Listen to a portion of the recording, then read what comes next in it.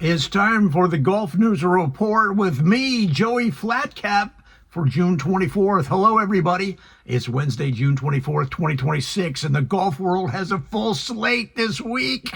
Let's start with the PGA Tour. The Travelers Championship begins Thursday at TPC River Highlands in Cromwell, Connecticut. Now, this is a signature event, which means a smaller, stronger field, a $20 million purse, no cut, and a lot of very wealthy men trying to make even more money by hitting wedges near a river. Now, the top story is Scottie Scheffler, who comes in as the world number one again and the FedExCup leader. Scheffler won this tournament in 2024 and has been ridiculous at TPC River Highlands, where low scoring is not just possible, it is practically expected by the golf gods. Wyndham Clark is also back in action after winning the U.S. Open, of course, over at Shinnecock. So now the question is simple. Does Clark ride the momentum, or does he spend 4 rounds mentally decompressing from surviving a U.S. Open course that treated pars like food rations? Sam Burns is another player to watch after pushing Clark hard at Shinnecock with a final round 67. He is paired with Scheffler in round 1, which is a nice little post-U.S. Open storyline. Tommy Fleetwood, everybody's favorite, is also in the mix. He nearly won the Travelers last year after leading late, and he remains one of the best players in the world. Xander Schauffele, Justin Thomas, Patrick Cantlay, Russell Henley, Keegan Bradley, and plenty of other big names are also in the field.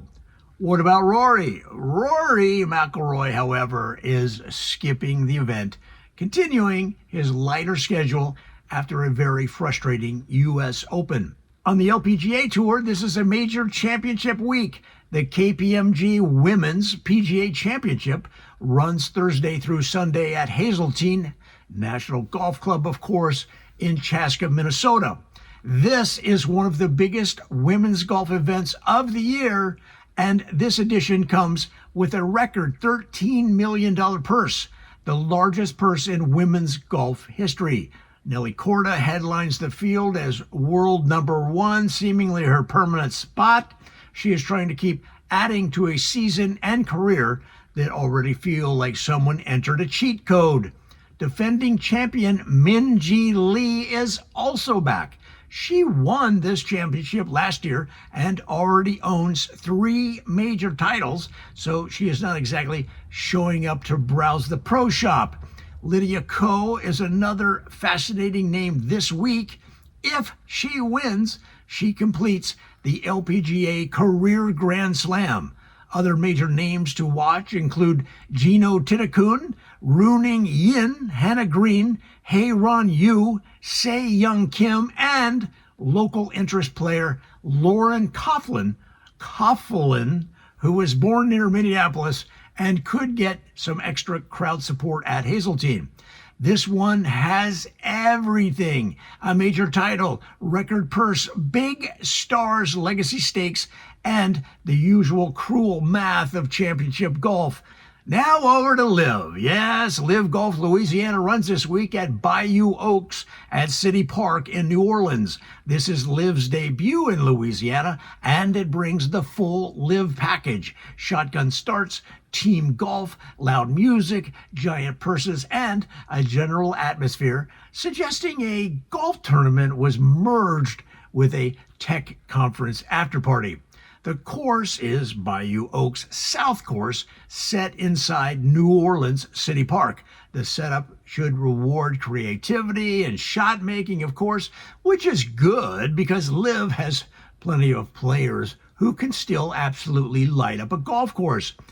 Also, Bubba Watson has been part of the promotional push for the event, which feels right. I mean, if you are launching pro golf in Louisiana, a left-handed shot shaper with Range Goat's energy is not the worst mascot. On the DP World Tour, the DS Automobiles Italian Open begins Thursday, tomorrow, at Circolo Golf Torino in Fiano, Torino, Italy. The Italian Open is one of the historic events on the European schedule, and this year it carries a $3 million prize fund.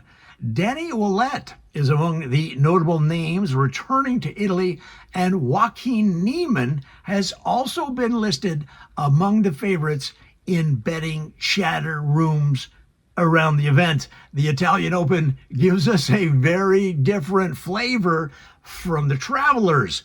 Less Connecticut Birdie Fest and more European Parkland Test, with espresso nearby. Although, frankly, golf should always come with espresso nearby, but modern life continues to disappoint.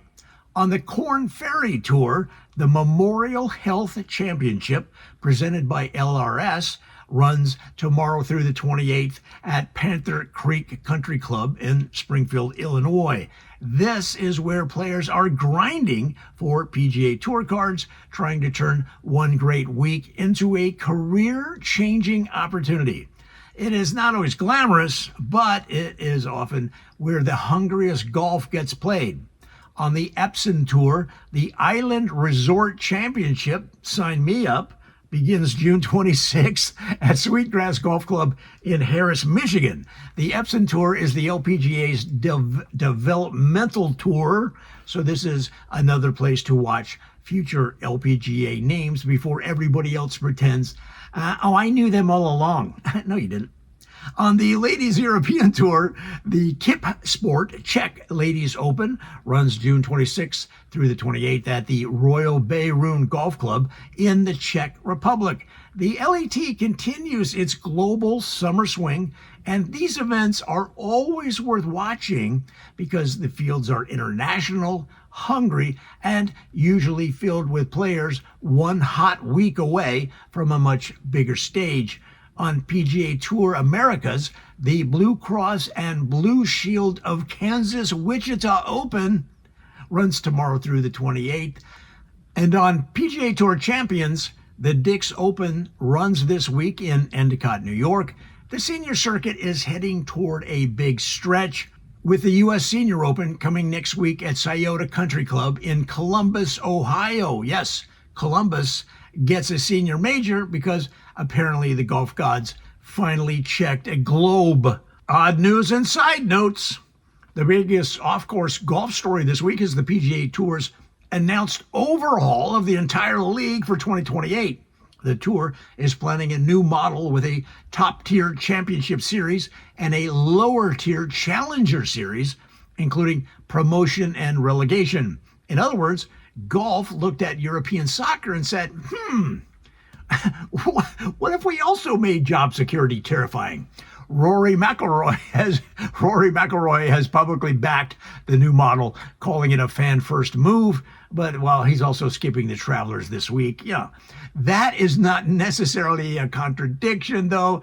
It's just modern golf, where everyone supports the future while carefully managing their present. Tiger Woods also made a public appearance tied to the PGA Tour's future plans, introducing new leadership and discussing the work of the Tour's future competition committee. When Tiger appears in a room, even if he is just reading agenda items, golf media immediately starts vibrating like a loose garage door opener.